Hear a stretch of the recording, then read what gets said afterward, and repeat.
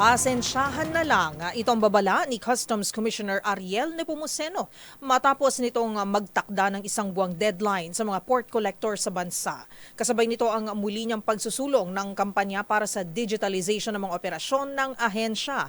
Ang buong detalye ibabalita ni Kyle Bulyas. Magsasagawa ng performance review ang bagong liderato ng Bureau of Customs sa koleksyon ng bawat puerto sa bansa. Ayon sa bagong commissioner ng BOC na si Ariel Nepomuceno, bahagi ito ng isinasagawang revamp sa ahensya, alinsunod sa direktiba ni Pangulong Bongbong Marcos na mahit ang target revenue collection sa taong ito at sa 2026. Sabi ni Nepomuceno, bibigyan niya ng isang buwang deadline ng mga port para maibigay ang tamang koleksyon.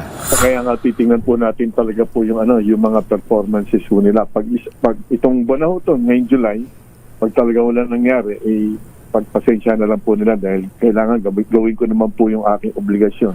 Pagkatapos ng itinakdang deadline, saka lamang aniya magpapatupad ng panibagong balasahan sa customs si Nepomuceno. Kabilang sa nakikita niyang solusyon ay ang ilagay sa mga puertong hindi maganda ang koleksyon ang mga mahuhusay na kolektor. Parang gera po kasi tingin ko rito eh. Yung pong magagaling na kolektor nitong mga nakaraan, nahihit po nila ang targets nila. Of course, ang instinct, pwede ko naman silang iwanan sa kung saan sila nandun, Subalit, may option ako na pinag-aaralan ko, gagawin ko doon sa ilang kolektor. Napakagaling mo na dyan sa puerto na yan, maganda ng sistema. Meron mga puerto na napakalaki na kailangan ng tulong.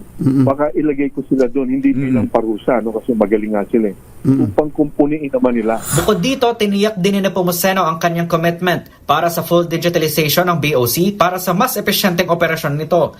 Bagamat inaasahan na umano ni Nepomuceno na may mga kukontra pa rin sa digitalization ng customs, nanindigan siya na ito lamang ang solusyon para mapagandang operasyon ng ahensya. Ibig sabihin, gagawin ng fully digitalize ang proseso mula sa mga entry form na ibinibigay ng mga importer, evaluation at assessment hanggang sa pagbabayad. Sa ganitong paraan, naiiwasan din umano ang mga insidente ng korupsyon dahil wala nang kailangang kausaping tauhan ng Bureau of Customs.